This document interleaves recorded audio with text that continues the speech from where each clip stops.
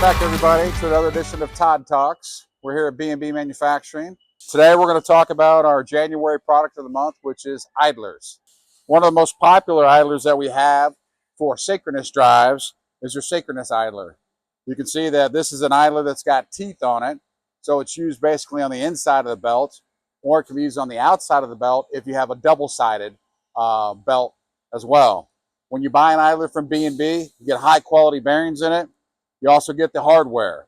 So usually the hardware, the nut, the bolts, and the spacer are extra from our competitors, not from B&B. Another type of idler that you have on synchronous drives is the flat face idler. And this is going to go on the back side of the belt where the teeth are not. So again, the tension is important. That's the number one failure where our synchronous drives fail, is not having the proper tension. If you go to the roller chain sprockets, for roller chain drives, you've got to have idlers there to take up the catenary sag.